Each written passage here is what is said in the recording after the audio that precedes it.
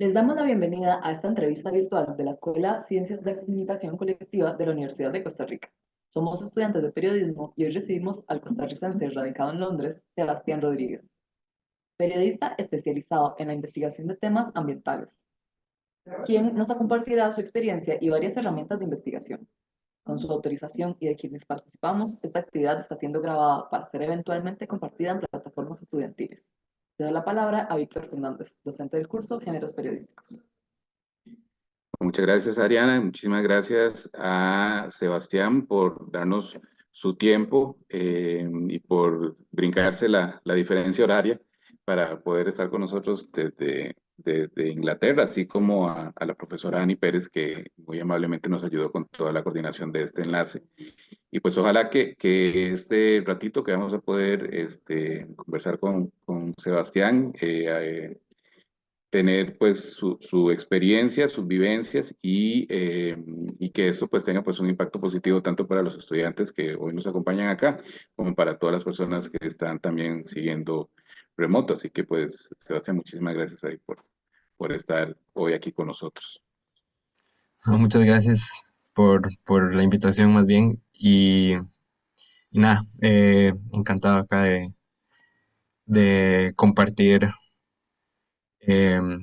sí, compartir un poco de, de los temas que vamos a hablar y nada, de volver también al alma mater que uno siempre termina volviendo y termina queriendo. Muchas gracias. Ariana. Y muchas gracias, Sebastián y profesor. A continuación, Cristian y yo presentaremos a nuestro invitado. Las demás personas apaguen por favor sus cámaras y micrófonos. Sebastián es periodista especializado en temas de ciencia, biodiversidad y cambio climático. Actualmente es editor de proyectos especiales en Climate Home News, medio global referente en noticias de cambio climático. Previamente fue editor en jefe de Climate Tracker y Ojo del Clima, primer medio especializado en noticias de cambio climático de Centroamérica, editado por nuestro semanario Universidad.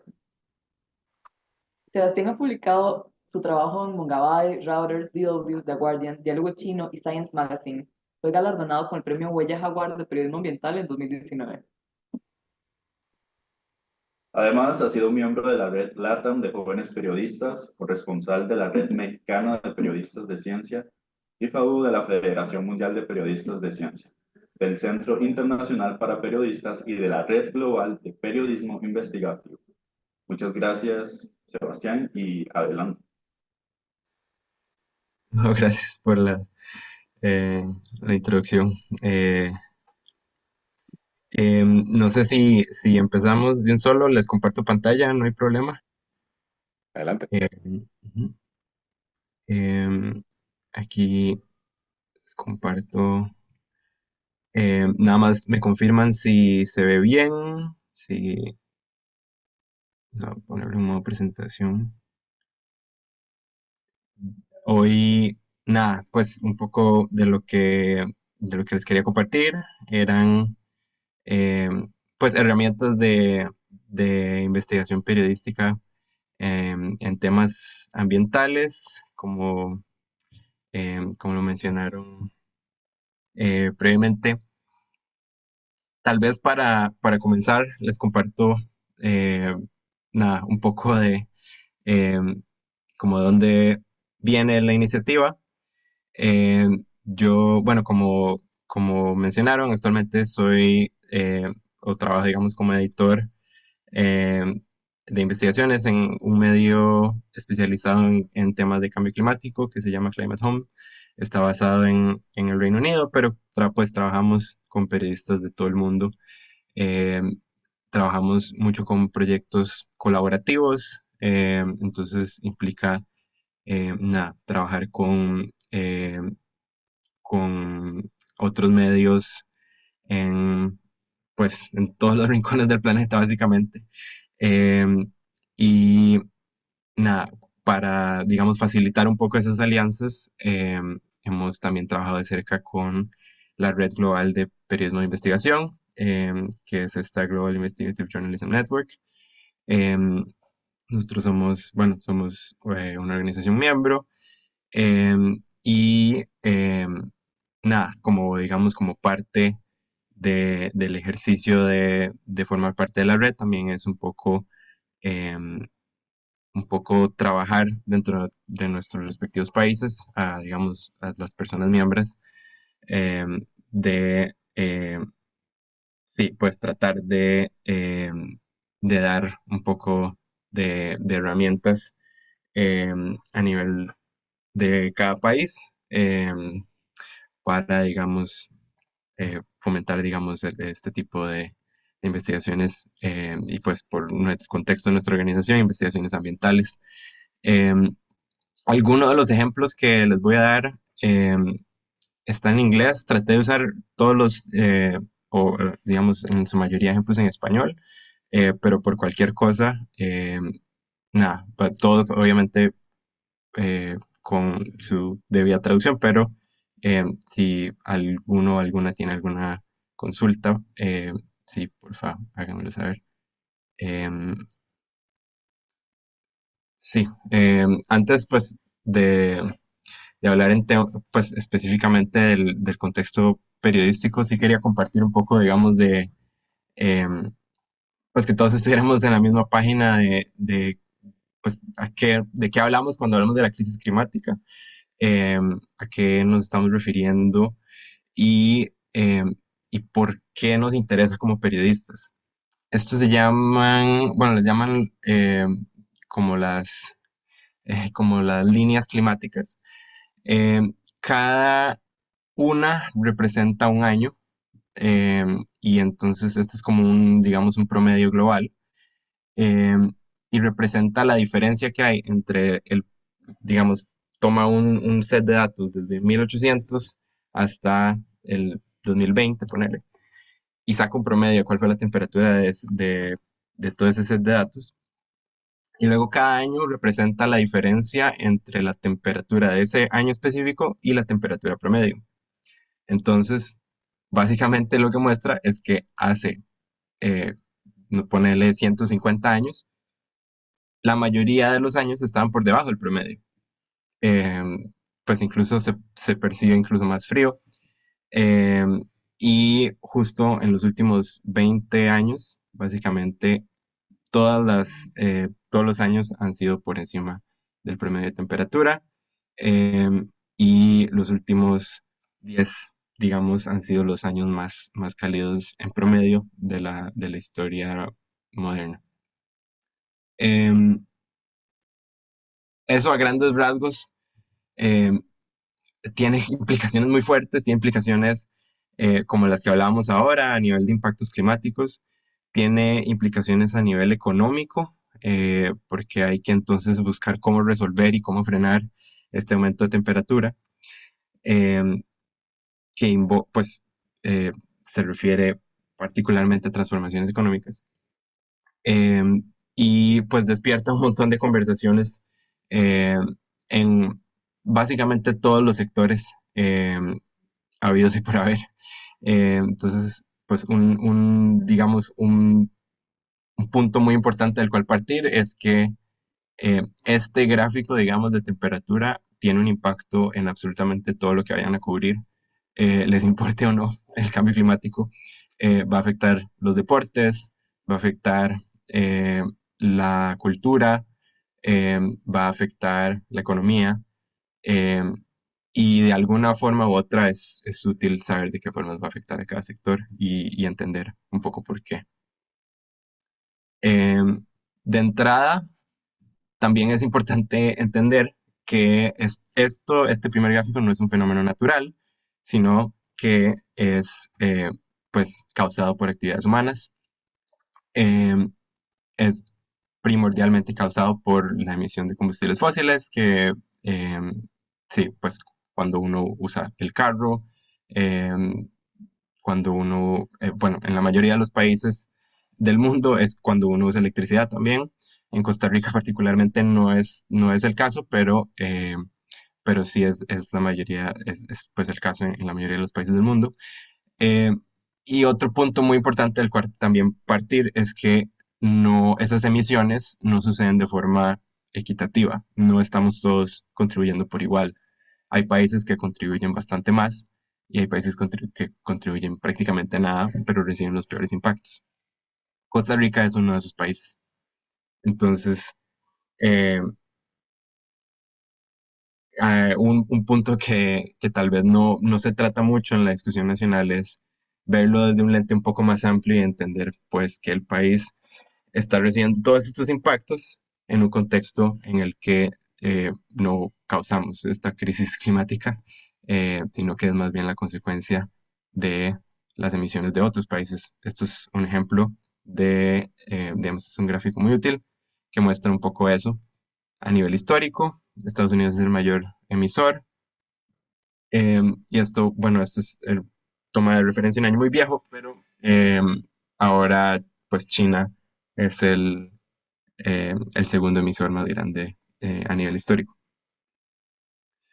¿Qué se está haciendo para tratar de revertir eso? Eh, Hay políticas climáticas, creo que todos estamos tal vez familiarizados o hemos escuchado acerca de los planes de descarbonización o de los planes de carbono neutralidad. Em, Cada país está, digamos, obligado a presentar un plan de reducción de emisiones. Em, Eso se acordó en el 2015, hace casi 10 años, cuando se firmó un tratado internacional que se llama el Acuerdo de París, tal vez lo hayan escuchado también, en el que básicamente pues todos los países dijeron, ok, vamos a tratar de resolver esta crisis, vamos a hacerlo desde digamos, una aproximación eh, equitativa en la que los países que más contaminaron van a contribuir más, los países que contaminaron menos van a contribuir, digamos, conforme a sus responsabilidades. Eh, y nada, cada cierto periodo de tiempo, los países entonces presentan sus planes climáticos. Costa Rica ha presentado ya dos planes climáticos, digamos en la jerga técnica se les conoce como contribuciones nacionales. Y eh, nada, pues han pasado pues 10 años desde que se comenzó a instaurar ese modelo, pero si ven en este gráfico no necesariamente ha sido tan efectivo. Eh, Esto muestra, digamos, una serie de proyecciones de modelos climáticos y muestra que en un mundo, digamos, sin ninguna, digamos, eso, ningún régimen de políticas climáticas, no habría, pues el aumento en la temperatura habría llegado casi a 5 grados y por encima de los 4 grados, que puede sonar muy poco, pero consideren que es un promedio global. Entonces implica que las zonas que ya de por sí eran muy calientes se van a poner mucho más calientes, em, y diferentes zonas van a variar en diferentes medidas. En un mundo de más de 4 grados, hay regiones que ya de por sí eran muy cálidas que se van a volver básicamente inhabitables, que los aumentos de temperatura van a ser de 10, 15, 20 grados, y van a tener temperaturas consistentemente por encima de 50 grados. Em, por ejemplo, bueno, hay ciudades por ejemplo, la India, eh, que ya llegan por encima de los 45 y van llegando a los 50 grados cada vez más frecuentemente. Eh, y eso que no estamos ni cerca de este nivel de calentamiento global. Eh, este escenario, digamos, son escenarios que se usan de referencia, porque obviamente no vivimos en un mundo en el que no hay políticas climáticas, eh, sino que vivimos digamos, algún lado de por aquí, en un escenario en el que sí se implementaron ciertas políticas climáticas, y no son suficientes para alcanzar los objetivos más ambiciosos, que son estos de abajo, que son un aumento de 2 grados y 1,5 grados en el mejor escenario. Tal vez hayan escuchado algo acerca de esas métricas de referencia, pero eso, básicamente significan que en promedio vamos a intentar de contener el calentamiento global aquí y estamos por encima de eso. Ese es, digamos, el contexto del que partimos y en el que, pues, como periodistas tenemos que buscar entender esta historia, digamos, y entender cómo afecta nuestros contextos específicos. Em, bueno, a mí me gusta ponerlo, digamos, en términos de 3 puntos, y es tener claro digamos, cuáles son las prioridades a la hora de investigar historias sobre la crisis climática.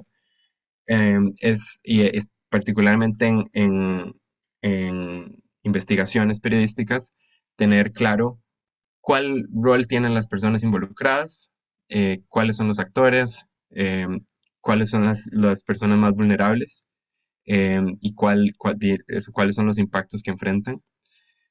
Eh, Identificar cuál es el rol que tienen las estructuras de poder en esa historia, en la que, pues, como hablábamos, no es un fenómeno natural, entonces siempre hay una estructura de jerarquía de poder, y cuál es el método para, em,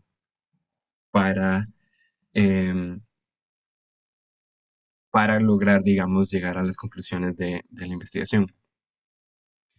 Eh, a partir de, digamos, de estos 3 puntos, podemos partir de quiénes son los personajes de la historia, cuáles son, digamos, las decisiones que están afectando a estas personas. Entonces, em, creo que un punto pues muy importante es tratar de conectar eh, esa historia, digamos, global y abstracta, de acuerdos climáticos, de políticas climáticas, y aterrizarlo en cómo afecta a las personas en su vida diaria.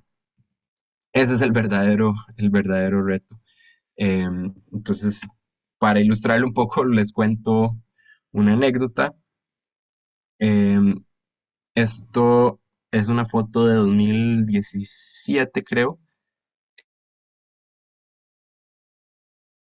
Mi primera vez en una cumbre de Naciones Unidas en la que se estaban discutiendo estos temas de cambio climático.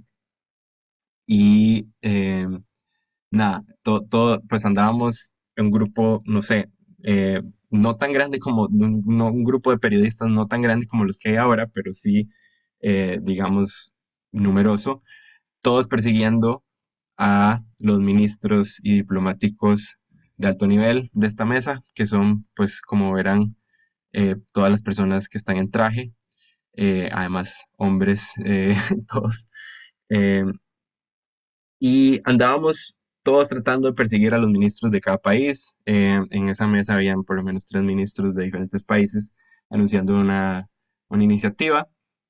Entonces, pues el plan de todos eh, era llegar y entrevistarlos después de que terminara la conferencia de prensa. Pero justo en ese momento empezaron a acelerarse las negociaciones y tuvieron que salir, básicamente corriendo al plenario, a tomar decisiones pues votar en los distintos temas que se estaban discutiendo. Y solo quedaron, digamos, unas cuantas personas, entre ellas eh, este del medio, que se llama Levi Sucre. Eh, Eso, pues nada, por razones, pues por cuestiones de suerte, terminé quedándome hablando con él, y me terminó contando de cómo el cambio climático afecta a su comunidad pues en su hogar. Él es de Uribri, en Talamanca. Y básicamente lo que sucede es que ellos usan sistemas de agroecología, entonces tienen, digamos, jardines de un montón de diferentes cultivos. em, y lo que pasa es que pues, la alteración en las lluvias hace muy difícil predecir cómo se van a comportar los diferentes cultivos. Em, entonces, nada, pues básicamente estaba amenazando la seguridad alimentaria de toda esta comunidad. Y lo interesante es que la historia no estaba ahí, la historia no era en el foro de Naciones Unidas, sino que lo interesante pues estaba en Costa Rica, eh, y era justo ir a ver cómo es que estaban ellos lidiando con estos impactos climáticos. Em, Ahí, pues la elección fue eso un poco, como a veces em, terminamos haciéndonos bolas como por perseguir esta historia global y abstracta y de alto nivel. em, y se nos puede olvidar, pues, quiénes son los verdaderos protagonistas de estas historias de impactos climáticos especialmente. Em, Ese es un punto. El otro punto que también quería compartir es que cubrir el cambio climático es básicamente fiscalizar el poder. Eso es algo que hacemos en, pues, en mi medio y en la red de periodismo de investigación. Y es eso, tratar de entender, como les hablaba, las jerarquías y estructuras de poder que permiten eh, que ciertos actores básicamente saquen ganancias de poner en riesgo la seguridad del resto del mundo. Em, Eso digamos que funciona de diferentes formas, y hay como muchas maneras en las que se manifiesta. Em, Más recientemente, digamos, las tácticas que emplean este tipo de actores son más en la línea del greenwashing, que si no, pues nada, si no conoce el término, tiene que ver con implementar eh, acciones mínimas o incluso a veces negativas y venderlas como verdes para tener, digamos, un beneficio reputacional. Em, Estos actores, pues creo que es importante también definir que no hablo, por ejemplo, de solo empresas, hablo de gobiernos, hablo de instituciones financieras. em, Hay una periodista climática estadounidense que los define como los digamos, los destructores del clima. Por un lado, pues las empresas petroleras, las empresas extractivistas, y sus habilitadores. Entonces, todas las empresas empresas, instituciones, reguladores, políticos, eh, toda esa estructura, digamos, que permite eh, pues, que se pueda perpetuar em, este modelo. Em, si han visto este tipo de comunicados es porque es cada vez más común que,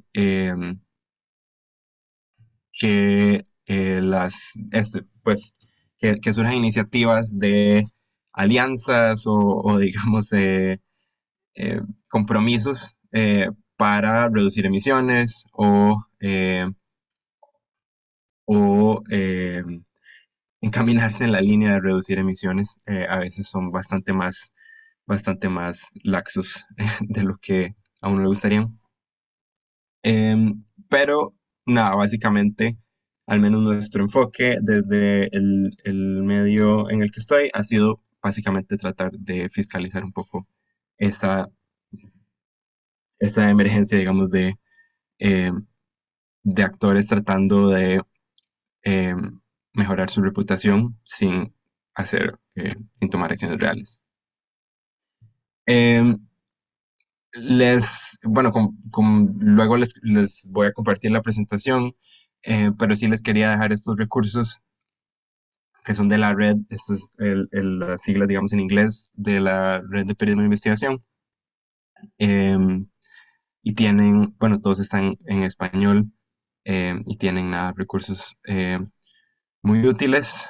Em, Ellos tienen una página aquí, pues, de recursos, y tienen también acceso a bases de datos em, y otro tipo de recursos que nada, resultan muy útiles para plantear em, cómo empezar siquiera. A veces este en particular siento que es muy útil porque a veces, nada, uno no tiene una historia, no sabe ni siquiera por dónde empezar o dónde empezar a buscar. Em, entonces es un modelo, digamos, de 12 señales de alerta em, que le pueden, digamos, indicar a uno dónde está bueno, de dónde está bueno partir. Igual, y se los comparto y les recomiendo bastante echarles un ojo. Son bastante interesantes. Y finalmente, bueno, también en parte quería compartirles em, este modelo que nosotros pues usamos bastante em, y que creo, bueno, que digamos esta matriz de investigaciones de Conectas, que es otro miembro de la red de periodismo de investigación, es muy útil porque nada, está muy bien estructurado. Y básicamente plantea pues que, nada, que hay que, para probar, digamos, para llegar a una conclusión útil em, sobre los temas que estábamos hablando anteriormente, pasos que le permitan a uno llegar a conclusiones válidas.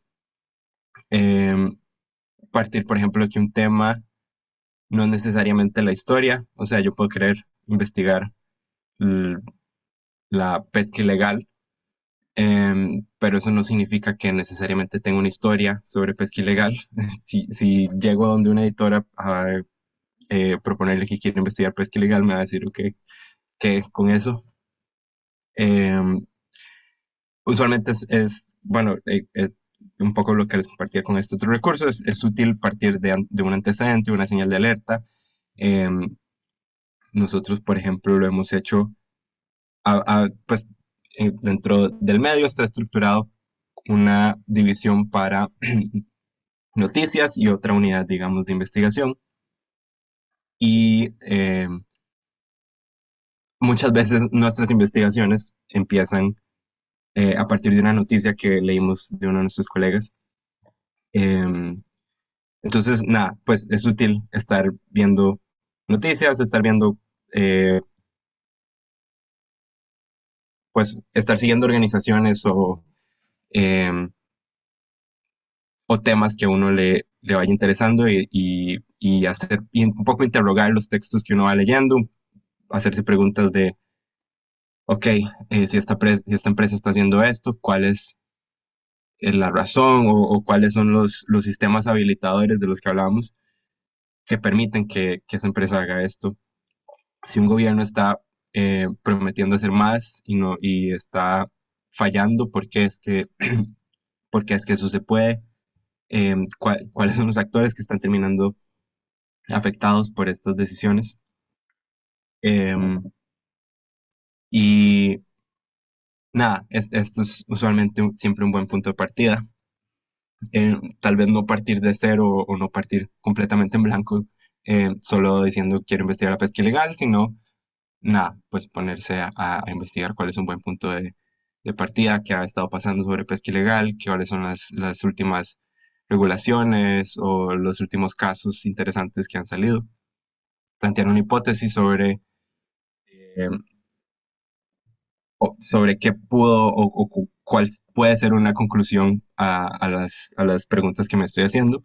Si digo, bueno, parece que últimamente han habido más arrestos sobre pesca de tiburones. Plantear una hipótesis por qué puede ser eso. ¿Será que ahora hay más plata?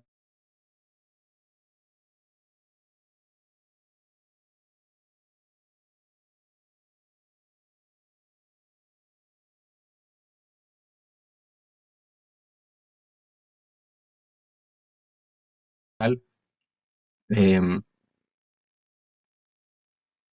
Todo eso, digamos, es un punto de partida. Y identificar también cuál es qué ocupo yo pues para probar mi hipótesis. Si digo, ok, creo que sí, creo que probablemente hay más dinero para hacer más monitoreos y las autoridades están logrando hacer más monitoreos. ¿Qué necesito yo identificar?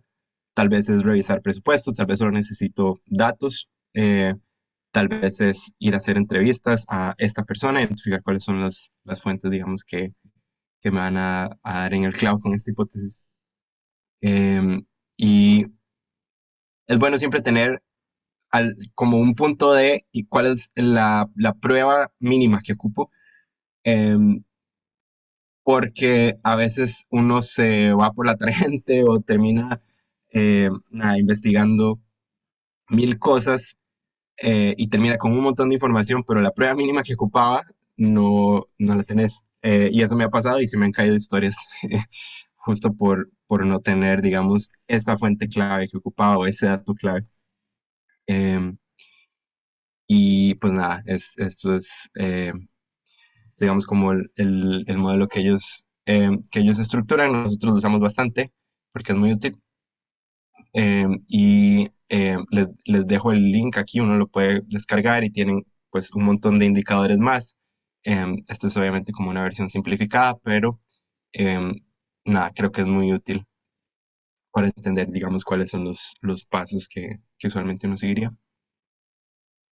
Eh, y, y también quería pues dejarles un poco la inquietud de, de pensar un poco en el rol de Costa Rica y los temas ambientales de Costa Rica, más allá, digamos, del país. em, que ya de por sí, pues, el país, pues, es un ejemplo, digamos, a nivel mundial en muchos temas, em, y pues carente en otros. Pero más y más he comenzado a ver, por ejemplo, que temas ambientales se reporten muy superficialmente o, por ejemplo, que se anuncien cosas y la prensa los replique sin necesariamente interrogar de dónde vienen o cómo caben, digamos, en el ecosistema mundial. Em, este es un ejemplo que leí, digamos, ahora, que me pareció, pues, interesante. Esto es una nota del año pasado, de diciembre de 2023, en la que básicamente el Banco Mundial anuncia que le va a dar ingresos por la venta de créditos de carbono, que es básicamente cuando el Banco Mundial le paga a los países por haber hecho reducciones de emisiones. Em, le paga, digamos, aquí un monto significativo a 15 países, entre ellos Costa Rica. Algunos medios, digamos, lo reportan así, nada más como el anuncio. Y luego queda en el limbo. Luego nadie sabe qué ha pasado con esos fondos o, sí, o cuál ha sido, digamos, el progreso. Em, bueno, pensé que esto puede ser un ejercicio rápido, especialmente porque en temas, por ejemplo, de fondos y de financiamiento climático, em, hace falta muchísimo más cuestionamiento y muchísimo más em, seguimiento a dónde vienen y qué se hace con esos fondos. Em, y bueno, este es un ejemplo. Esta es la plataforma del Banco Mundial. em, para este fondo específico se llama Forest Carbon Partnership. Y todas estas plataformas, digamos, multilaterales, em, tienen sitios de transparencia usualmente bastante completos y usualmente mejores que los que van a encontrar en Costa Rica. Entonces, son usualmente fuentes de datos muy útiles. Por ejemplo, si yo entrara aquí, eh, me dice de inmediato, bueno, me da datos del país, pero me da datos sobre el programa específico, cuánta área planea cubrir, que son 3 millones de hectáreas. Es un programa pues como en grandísimo, que espera repartir 60 millones de dólares por reducciones de 12 megatoneladas. Como contexto, digamos, cada año Costa Rica emite 10 megatoneladas, entonces sería básicamente como eliminar un año entero de emisiones de Costa Rica. Y para eso, básicamente, el Banco Mundial dice, ok, le damos 60 millones de dólares. Em, y abajo, digamos, detalla un poco cuál fue el proceso para negociar ese paquete, cuál fue, digamos, cuáles fueron los años claves, cuáles son las etapas. Y aquí tiene todo un banco de documentos. Entonces, por ejemplo, eh, yo siempre lo que hago es buscar los reportes de progreso, porque te dan un poco más, especialmente los proyectos que ya están activos, como en este caso, te dan un poco más eh, de contexto de eso, de cuáles son, digamos, las limitaciones o las intenciones de cada programa. Em, Esto es, digamos, la forma en que llegué a este documento. Igual quería compartírselos para que le echaran un ojo y me gustaría escuchar de ustedes también para saber dónde creen o dónde intuyen que podría haber una historia dentro de este documento. Yo creo que pues hay miles de posibles historias, em, pero se los quería compartir aquí al chat. No sé si quieren tomar unos minutos para echarle un ojo, especialmente aquí en la página 7 y 8, a partir de la página 7, em, el documento, digamos que empieza a detallar cómo es que se han usado los fondos, aquí especialmente en estos puntos em, que están en la página 9. Tiene un montón de detalle de cómo es que se usaron esos fondos, que son, eh, nada, pues hasta este punto creo que el documento dice que se han desembolsado 8 millones de dólares,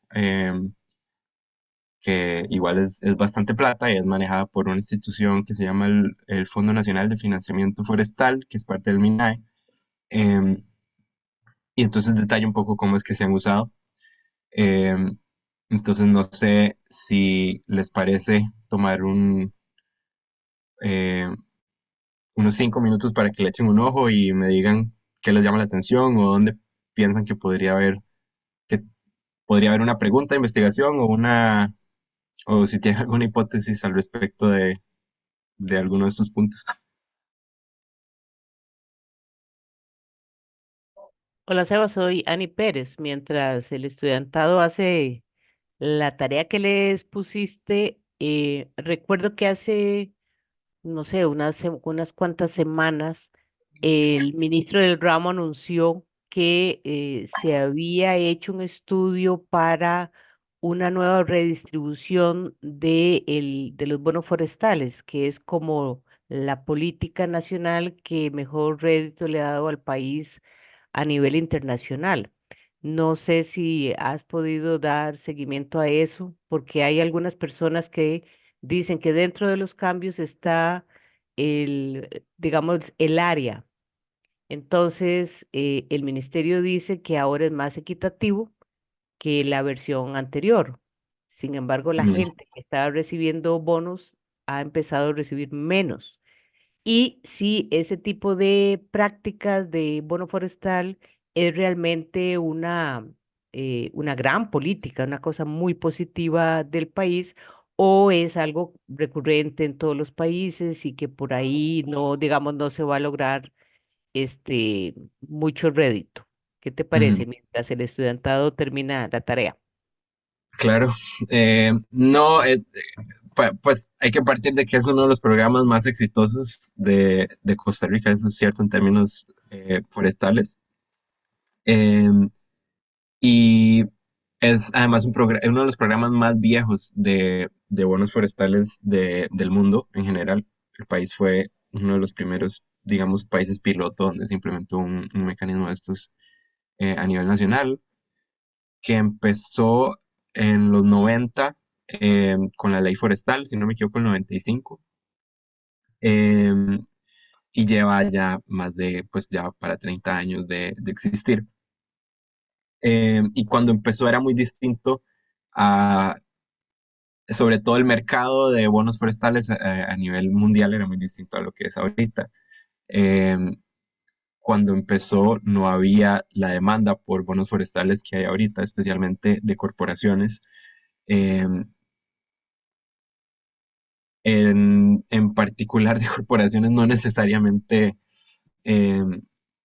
no necesariamente tan limpias. Entonces, por ejemplo, a nivel mundial, uno de los mayores compradores de bonos forestales son las empresas petroleras, eh, que lo que hacen es eh, comprar, digamos, reducciones de emisiones para no tener que hacerlas ellos mismos. Y en este documento, de hecho, hay un indicio interesante de eso, que también me llamó la atención cuando lo estaba revisando, y que, por ejemplo, aquí, digamos, plantea el presupuesto de cómo de cómo se va a estructurar, o cómo se ha estructurado durante los últimos años, eh, el uso de fondos para producir certificados de reducción de emisiones. Básicamente explica cómo se gastó la plata del FONAFIFO para proteger los bosques. Y aquí, pues, un poco de dónde vienen los dineros.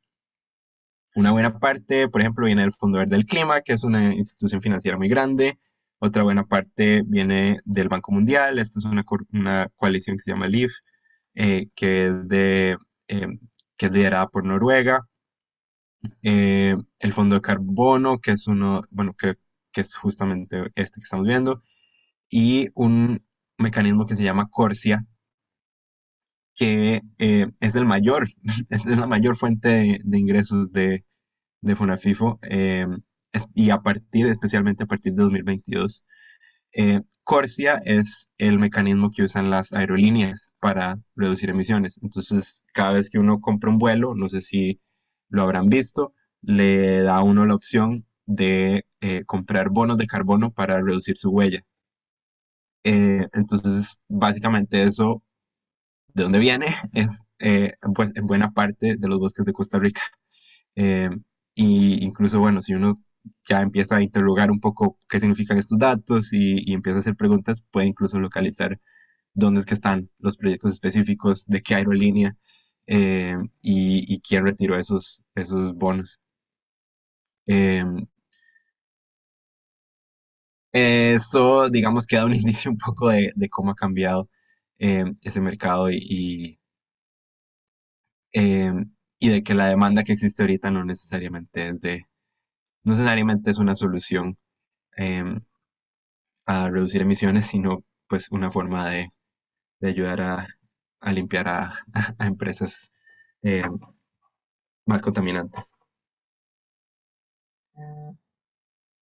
Eh, a nivel pues territorial también tiene muchas implicaciones. El programa de, de, de FONAFIFO pues viene arrastrando problemas estructurales también. Eh, Hay muy poco dinero para la cantidad de gente que aplica. eh, Hay muy poco dinero para la cantidad de tierra que hay que cubrir. eh, y todo eso, digamos, que ha venido, eh, sí, generando pues retos a lo largo de los últimos 30 años. No estoy muy familiarizado, la verdad, con digamos, estos cambios que se le buscarían hacer, eh, pero sí, digamos que jugaría probablemente un rol muy distinto, y probablemente sería más efectivo teniendo un rol a nivel nacional que un rol internacional. Eh, pero bueno, como ven, la mayoría del dinero en realidad viene de afuera y viene de este sistema de aerolíneas. Sí, sí hay una consulta al documento.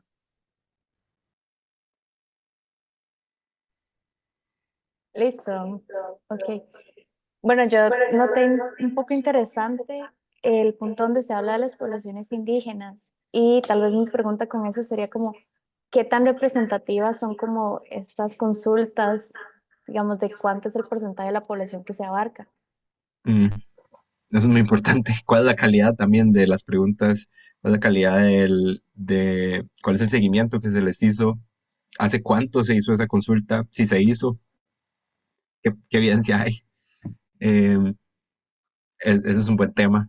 eh, y, y es, y pues es un tema muy importante para instituciones globales, por ejemplo, como en este caso el Banco Mundial, que por protocolos necesitan eh, que se sigan, digamos, estos procesos de consulta, y que legalmente en Costa Rica también se necesita que se siga ese proceso. pero que no necesariamente siempre se hace así. Eh, entonces, nada, me parece un buen punto de partida eh, para comenzar, digamos, a hacerse una hipótesis o ir buscando, digamos, por dónde podrían dársele. Ok. ¿Alguien más alguien más le llamó la atención algo o algún punto que les pareciera interesante? No, no necesariamente todos tienen que ser negativos. A mí me llamó la atención este, por ejemplo, que dice que el Fonafifo compró drones con respectivo software y capacitación y que eso les ayudó bastante eh, a estimar cómo se va a usar el suelo y que a partir de eso se identificó que se va a intensificar en el futuro el uso de drones. Em, Eso incluso puede ser una historia completamente distinta, no necesariamente como eso, una investigación o nada muy, eh, sí, nada muy confrontativo. A veces, pues, aquí hay información interesante para otro tipo de historias. Este es como un ejemplo, digamos, de cómo, de cómo daríamos con esos documentos, usualmente desde nuestro lado, y que, cómo identificar, digamos, qué cosas nos llaman la atención. Usualmente los presupuestos nos llaman mucho la atención. Usualmente buscar eh, eso, de cómo se está usando los presupuestos, eh, qué problema, usualmente hay una línea en este tipo de documentos que lo voy a compartir aquí, a ver si se puede. eh, Usualmente hay una línea en la que se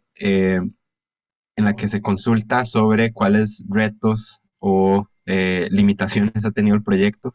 Eh, en este caso me llamó la atención, por ejemplo, que mencionaban eh, en parte la pandemia como una limitación importante y en parte también los procesos de contratación administrativa. Eh, entonces, incluso en el mismo documento, en el mismo informe, mencionan pues que se han implementado, que se tenían que ejecutar bastantes fondos que no se han ejecutado porque las contrataciones han tomado mucho tiempo. Eh, entonces, que pues nada, es algo común, pero es uno, digamos, de los temas donde podría salir una historia. Eh, este, este ejemplo de Corsia, justo como lo estaba viendo ahora, ahí lo incluí un poco, eh, ha sido, digamos, catalogado como un sistema eh, que es como una distracción peligrosa digamos, por incentivar la industria de la aviación eh, y que es como digamos, una salida fácil. Para no necesariamente tener que hacer reducciones en la tecnología o, digamos, cambios un poco más estructurales. Eh, y justamente, nada, es una fuente importante de financiamiento para el FONAFIF.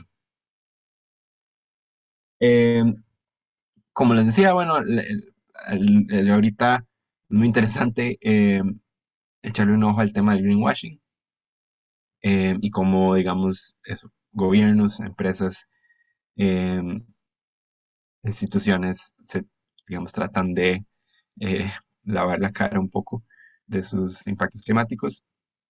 Estas son bueno, ustedes las pueden chequear, eh, son, digamos, una lista bastante amplia de recursos donde se pueden ver documentos, datos. Global Forest Watch, por ejemplo, es muy útil para ver datos de deforestación por cada país. Em, las certificaciones también son sumamente útiles para investigar empresas. Entonces, por ejemplo, este, eh, este puede ser un ejemplo útil. Por ejemplo, en esta certificación se llama RSPO y se utiliza básicamente para la palma aceitera. Entonces, si yo quisiera buscar, por ejemplo, palma aceitera en Costa Rica,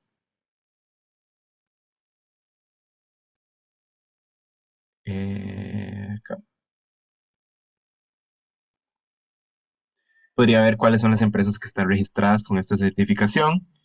Puedo ver, por ejemplo, que está la Cámara de Producciones de Palma y la compañía Coto 54, que es básicamente la que suple a Numar, al grupo Numar. Y aquí se pueden ver, digamos, también los reportes de emisiones. Hay información interesante, por ejemplo, cuánta tierra tienen destinada a cultivos, cuánta tierra tienen destinada a conservación, eh, cuánta tierra proviene, digamos, de pequeñas plantaciones, de dónde vienen las emisiones y básicamente un poco nos da más detalles de los que podríamos conseguir normalmente, especialmente de empresas privadas. Entonces, esos son recursos muy útiles. También la ISCC es es otra fuente, digamos, de documentos de este tipo. Entonces, por ejemplo, si uno se va a los certificados y busca aquí Costa Rica, esta es otra certificación que las empresas, digamos, implementan eh, para reducir emisiones. Entonces, por ejemplo, aquí también podría haber eh, las plantas eh, del grupo Numar, por ejemplo, o de otras empresas, o aceiteras, o de caña, de azúcar. eh, Ahí lo pueden ver.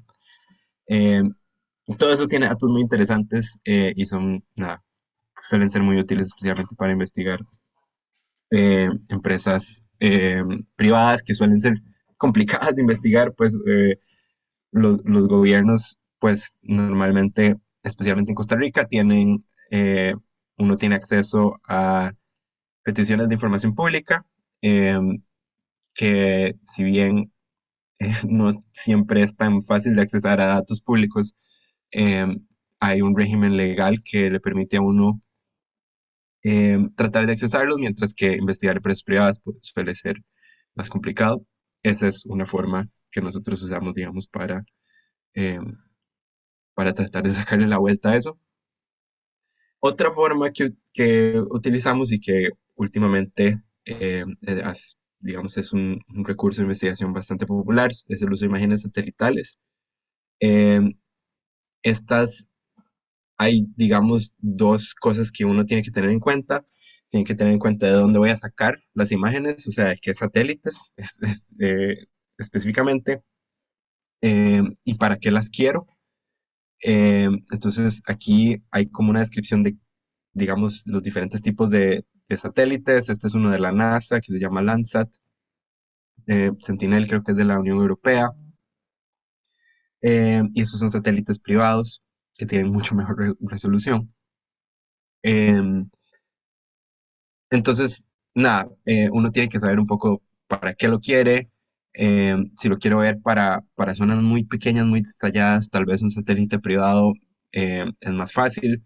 Si lo quiero ver un área demasiado extensa, donde para ver algo que es demasiado evidente, por ejemplo, una inundación, tal vez los satélites públicos de la NASA eh, son una buena fuente.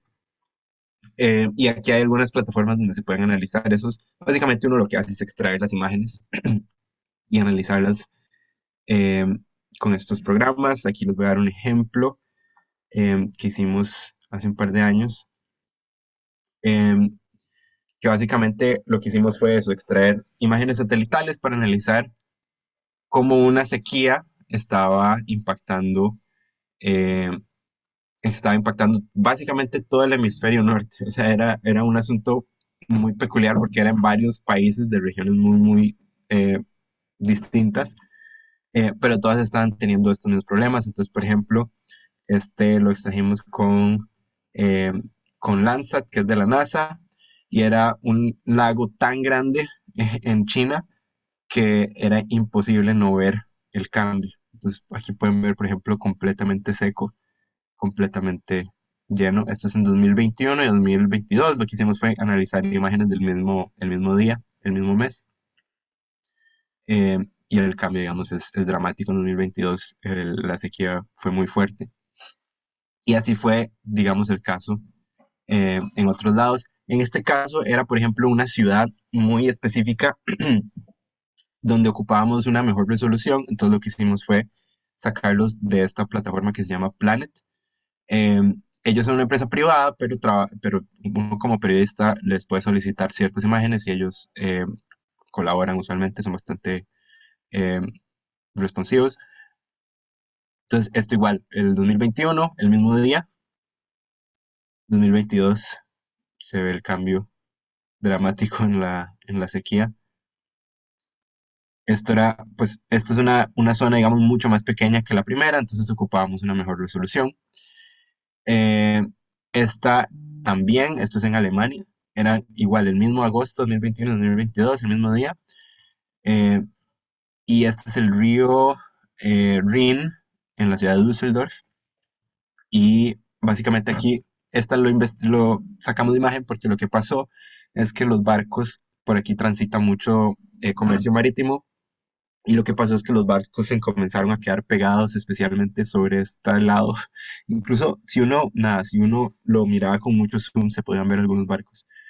Eh, pero sí, lo que comenzó a pasar un poco fue eh, que esto era, digamos, es menos dramático que en los primeros ejemplos, pero se vuelve interesante un poco por la importancia comercial de la zona. Eh, Esto es un poco igual, este es en Francia. Se ve, por ejemplo, completamente el cambio especialmente en la vegetación, y eso que es el mismo mes, es el mismo día del mismo mes de años diferentes. Esto es en Irán. eh, y, por ejemplo, esas son masas de agua mucho más grandes, entonces podíamos usar los satélites de la NASA para verlo. Especialmente, por ejemplo, en esta región se puede ver un cambio bastante fuerte de un año para otro. En Irak, este también se ve, digamos, completamente la diferencia. Eh, digamos, eso para ilustrar eh, que, que haber reportado una historia con ese enfoque, digamos, global, haber accesado a esos lugares habría sido imposible de no haber sido por estas plataformas. Entonces, pues nada, les recomiendo bastante buscar las páginas de Landsat, de Sentinel, si les interesa reportar sobre todo de temas de bosques o de uso de tierra. Son muy útiles también de uso de agua. Son muy útiles para eso.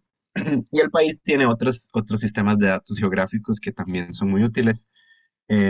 Este, por ejemplo, es uno que usamos para una investigación sobre piña. Eh, y aquí básicamente, no sé si han trabajado con Photoshop, pero funciona bastante parecido. Uno tiene un mapa y agrega como capas al mapa. Entonces, una capa era sobre tierra cultivada de piña, y eso lo pusimos por encima de una capa que era de áreas protegidas. Entonces, si ven, por ejemplo, aquí, este es un área protegida en la zona norte de San Carlos, y tenía, nada, tenía piña por todo lado. Eh, pues en el mapa se ve obviamente un poco más pequeño, pero eran como cientos o miles de hectáreas de piña cultivada dentro de áreas protegidas. Esto lo usamos con el SNIT, que significa el Sistema Nacional de Información Territorial. Pero hay otras fuentes de datos si uno quiere investigar temas similares. Por ejemplo, el Cimocute tiene datos forestales, es de uso de la tierra y el territorio. El CINAMEC tiene datos sobre todo climáticos, entonces si les interesa cubrir algo relacionado con la industria o por ejemplo las emisiones del país, aquí hay datos muy buenos sobre eso. Eh, y el SNIT son datos pues geográficos más de este tipo, son más, digamos, mapas. Em,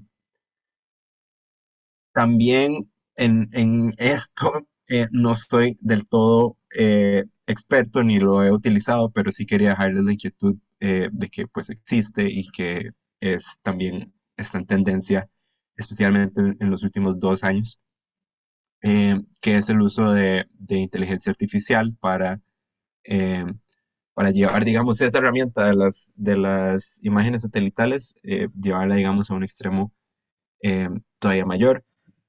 Entonces, por ejemplo, en este caso de Intercept, que es un medio en Brasil, eh, entrenaron una inteligencia artificial para que identificara minas dentro del Amazonas. Entonces, pues básicamente lo que hicieron fue como eh, darle al algoritmo ciertas indicaciones de cómo se ve una mina y entrenarlo, digamos, para que pudiera identificar eh, un set de datos, digamos, que sería imposible de identificar viéndolo a mano.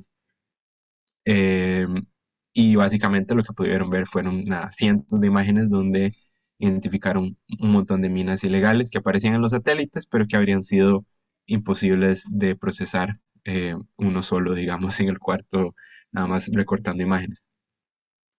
Eh, sí, esto es algo que, de nuevo, que es muy reciente y para lo que se requieren equipos un poco más grandes y usualmente más presupuesto, porque sí involucra trabajo, digamos, colaborativo con programadores, pero eh, nada, permite como resultados mucho más ambiciosos. Y quería dejarles, antes de terminar, pues una lista también con recursos, eh, tanto recursos de, por ejemplo, becas y entrenamientos, recursos financieros si les interesa eh, publicar un reportaje, pero no necesariamente tienen fondos. Eh, si les interesa también, digamos, eso, entrenamientos, capacitación, todas estas organizaciones tienen distintas formas y en particular la red de periodismo investigativo, por ejemplo, tiene un centro de recursos en el que eh, pueden entrar a leer sobre, por ejemplo, cómo usar imágenes satelitales. Eh, tienen pues recursos de diferentes especializaciones, también tienen de género, por ejemplo. Em, y nada, pues es muy útil que aunque sea lo tengan en el mapa, si les interesa un poco estos temas. Y nada, pues unas cuantas eh, recomendaciones finales. Era un poco lo que habíamos hablado, un tema, no necesariamente una historia. Este, bueno, yo por, digamos, la naturaleza de mi trabajo, recibo muchos propuestas de historias de periodistas de todo el mundo que trabajamos, digamos, como freelancers. Y este es probablemente el error más común que nos llega, es gente que nos dice, eh, quiero investigar los impactos climáticos en el agro, pero no me dicen, ok, pero ¿cuál es la historia? Entonces, por ejemplo, una historia más apropiada sería que las sequías disminuyeron la producción de café en Colombia en 2020, por ejemplo. Entonces, eso ya es una historia específica con actores específicos en un año específico. Eh, Eso es muy, muy importante. A veces nos llegan, por ejemplo, historias que no tienen nada que ver con cambio climático, que son historias ambientales, pero no necesariamente tienen que ver con cambio climático. Y creo que más que conocer la historia es pues conocer a quién se le están proponiendo y qué es la audiencia que quieren que la lea. Y nada, evitar también, como el ejemplo que les decía, no necesariamente algo que se venda como una solución climática es una solución climática. Entonces, siempre es sano tener un poco de escepticismo eh, sobre cualquier anuncio que se haga, sea de parte de gobierno o de privados. Y pues tener también cuidado con la jerga climática. Esto especialmente creo que es muy común cuando uno lee notas eh, de, de periodistas que no necesariamente han tenido eso como mucho capacitación sobre el tema. Entonces, es mejor tratar de entenderlo, como es mejor si uno está con una fuente y le dijo algo que uno no entendió, uno nota a la gente que hace un esfuerzo para tratar como entenderlo y de poder explicarlo eh, en la nota. Eso siempre es mejor que, digamos, solo poner una palabra que suena complicada, pero que no necesariamente está bien empleada. Eh, y esto, nada, pues en la jerga climática, como además es bastante técnica, a veces hasta científica, eh, es muy útil, pues siempre que uno hace una entrevista, pues tratar de sacarse todas las dudas posibles porque se pone, se pone complicado. Eh, Sin más, pues quería dejarlo ahí y, em, nada, escuchar si tenían consultas o sí, algún comentario sobre la presentación.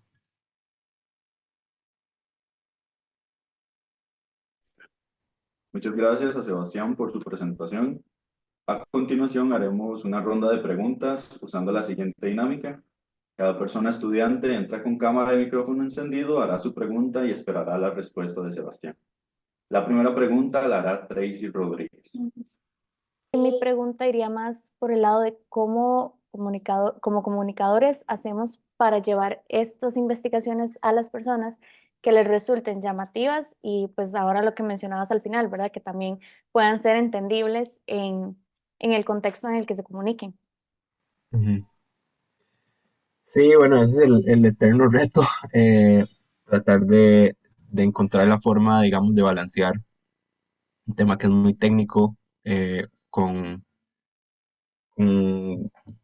eso, con una forma de presentarlo que sea digerible. Em, yo siempre he sido muy afín, digamos, a las formas más creativas de presentar la información. Eh, por ejemplo, em, no sé, no necesariamente todas las audiencias consumen la información de la misma forma. Nosotros estamos, en nuestro medio estamos acostumbrados a una audiencia muy técnica, que está, digamos, acostumbrada a que le hablemos de forma muy técnica, pero no necesariamente es el caso en todos, para todas las audiencias. Incluso no todas las audiencias consumen las mismas plataformas, entonces, por ejemplo, a veces eh, otra cosa que hemos tratado de hacer, por ejemplo, es experimentar con formatos de video en TikTok, o de Reels en Instagram, para un poco eso, eh, llegar a audiencias a las que normalmente uno no llegaría por la mera naturaleza, digamos, de la plataforma. Eh,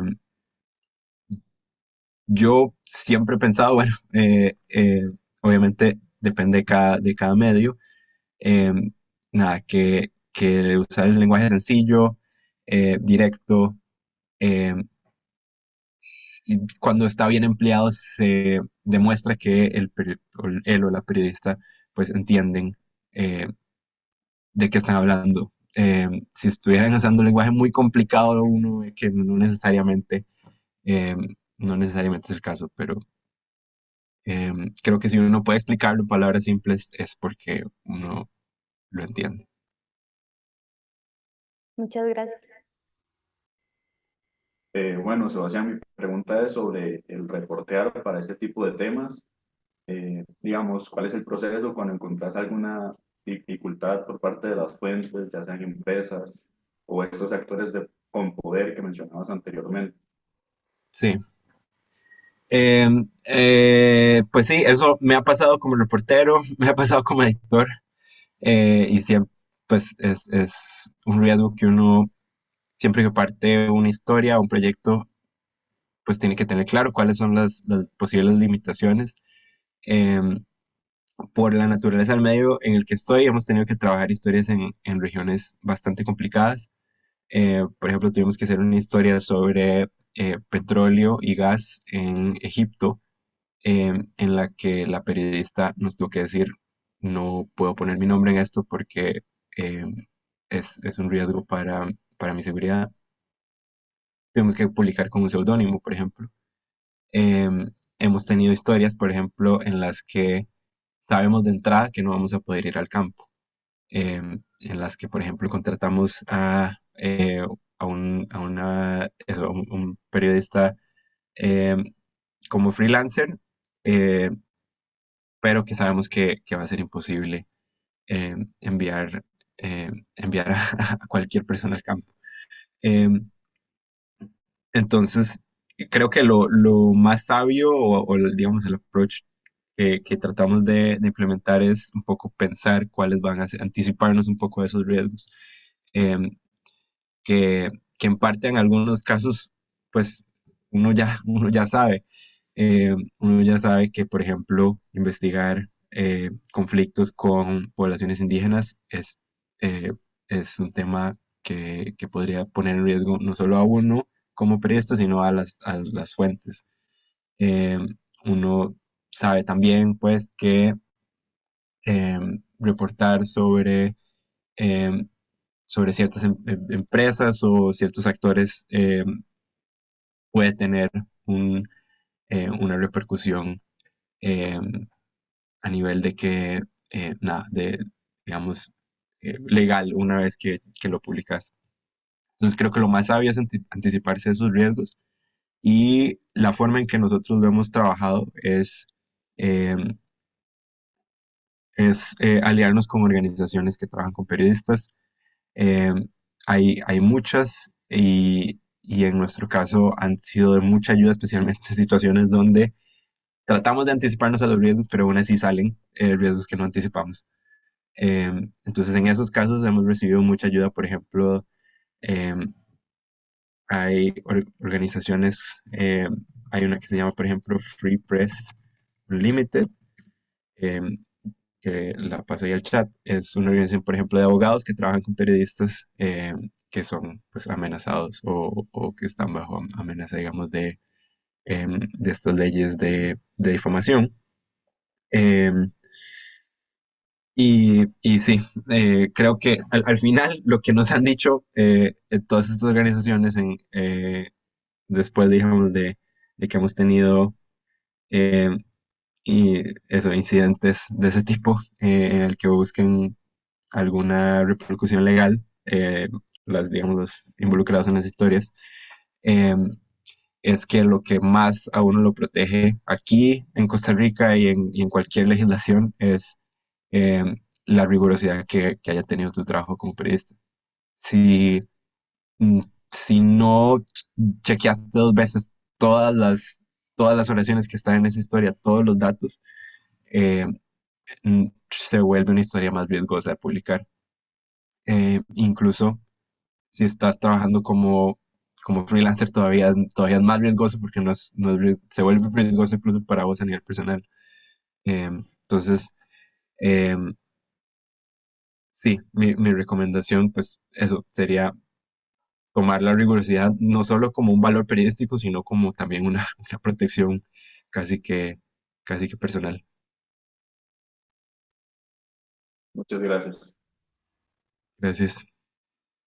Hola Sebastián, mucho gusto, Marianela Arias. Mi pregunta es relacionada a que usted ha trabajado con personas en comunidades, por ejemplo en Talamanca, con comunidades pesqueras y comunidades que están alrededor de Piñeras. Entonces, quiero preguntarle cómo usted ha logrado mantener un balance entre contar esas historias y evitar caer en el extractivismo académico. Sí, eso también es complicado, ¿no? O sea, ¿de qué forma publico una historia sobre alguien solo porque la quiero publicar yo para mi ego o porque realmente le va a servir a esa persona que se publique lo que se está diciendo? Em, un poco lo que hablábamos al inicio, como tener claro quiénes son los actores y de qué forma están afectados por las estructuras de poder. Em, Creo que ahí lo más sensato es un poco eso, pero creo que en parte es identificar los riesgos, identificar si la historia que voy a publicar pone en riesgo a alguien eh, y entender pues cuáles son las formas de proteger a estas fuentes, por un lado, y por otro, eh, también tratar de envisionar cuál es el impacto eh, que quiero tener con una historia desde antes de siquiera reportearla. Si yo quiero que mi historia sea, digamos, que cambie la situación de una comunidad, eh, hay mucho más chance de que eso suceda si voy ya pensando en que ese es un impacto que me gustaría que tenga, eh, antes que no va a suceder, digamos, orgánicamente. Eh, entonces, un poco lo que yo he observado y lo que nos ha pasado a nosotros como medio es que eso permite que las formas en que uno reportea eh, sean mucho más encaminadas a ese objetivo, las formas en las que uno la distribuye también. Si yo quiero que mi historia tenga un impacto mucho más local y que les sirva, digamos, a estas comunidades, tengo que asegurarme en todo el proceso de reporteo, tener el contacto de todas las personas involucradas. Nos pasó una vez que eh, queríamos devolver la historia a una comunidad en la que estuvimos reporteando y la persona que lo fue a reportar no tenía el contacto de nadie. Digamos, solo fue, sacó las entrevistas y nunca agarró un número. Entonces luego ya no podíamos devolver las historias, que era lo que queríamos, que era, digamos, parte del objetivo principal del proyecto. Em, entonces, pues obviamente el consejo simple sería obviamente conseguir los contactos, pero también digamos, el consejo general también es reportear de una forma en que vaya, digamos, alineada con tu objetivo. Eh, si tu objetivo es diferente, entonces también el proceso de reporteo es diferente y el proceso de distribución también es diferente. Muchas gracias, Sebastián. Gracias. Muchas gracias por su respuesta, Sebastián. Si alguien más tiene alguna otra pregunta, puede levantar su mano virtual y cuando se le llame puede encender su cámara y micrófono, por favor. Quisiera que Sebastián, como graduado de nuestra escuela, les cuente su proceso formativo que lo llevó y hasta estar ahora trabajando en Londres. Estuvo becado también, ahí hizo sus estudios superiores de posgrado, digamos. Entonces, que les cuente, a ver qué camino se puede tomar y qué opciones de beca hay. Y fuiste a estudiar y de inmediato te dejaron trabajando en Europa. Así es que, bueno, te perdimos por este lado, pero como ya estás global, entonces igual nos beneficiamos. Contale. Sí, mi eh, tal vez mi caso, eh, creo que, por ejemplo, eh, creo que ayuda a tener claro cuál es el objetivo que uno quiere y un poco, pues lo que hablamos antes, como sucede un poco más fácil si uno se ambiciona qué es lo que, o para dónde quiere agarrar de aquí a 5 años o de aquí a 10 años, que no es algo fácil de tener claro tampoco, eh, y que va cambiando también conforme uno va ahí avanzando. Pero en mi caso, por ejemplo, yo sabía que tenía un interés por colaborar con medios internacionales y fue algo que comencé desde temprano, eh, no necesariamente como, digamos, como colaborador fijo, sino enviando propuestas de historias, enviando propuestas de historias, eh, que, que es algo eh, que ayuda mucho también a uno entender un poco qué es lo que buscan. Por ejemplo, en mi caso, pues eso era lo que me interesaba. Em, y eso, creo que tal vez como las mayores curvas de aprendizaje que recuerdo fueron justo comenzando a escribir como, digamos, como eso, como freelancer para medios, para medios internacionales. eh, que básicamente era un proceso de enviar una propuesta de historia y esperar que uno se la agarraran y la mayoría uno se las rechazaba. Eh, y ir aprendiendo un poco cómo se ve, digamos, un pitch, digamos, una propuesta eh, que, que sea atractiva, un poco también empezar a identificar cuáles medios tienen preferencias sobre qué tipo de historias y así. Em, y eso de a poquitos fue un poco ir mandando, hasta que em, ir buscando oportunidades también. Bueno, justo por eso en la presentación, ahí se las voy a compartir. em, Al final puse una lista como de recursos y organizaciones que tienen recursos de diferentes tipos. Em, yo creo que seguía casi que todas de esas muy de cerca. Entonces, siempre fue muy útil estar en contacto con redes internacionales, estar en contacto, pues formar parte de becas o de entrenamientos o de talleres que se realizaran sobre los temas que a uno le interesan. Em, y creo que eso pues facilitó ya un poco más todo el proceso de pasar este trabajo o de pasar a mis trabajos anteriores.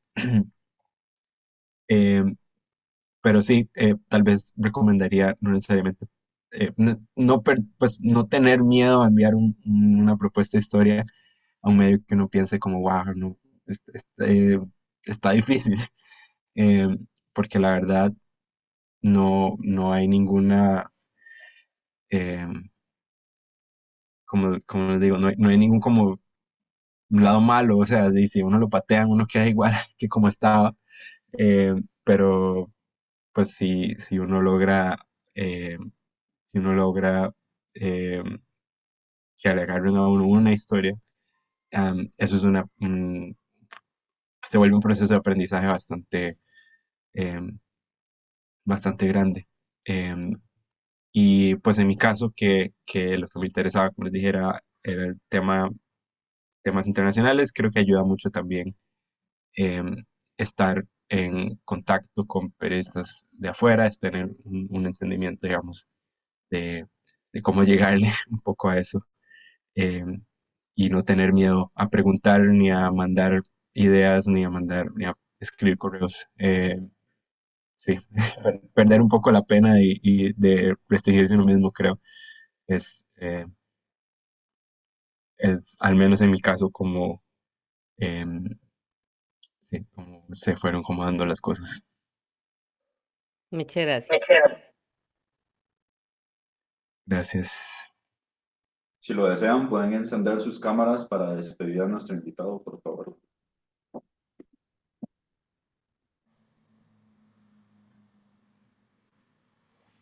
Nada, muchas gracias por conectarse.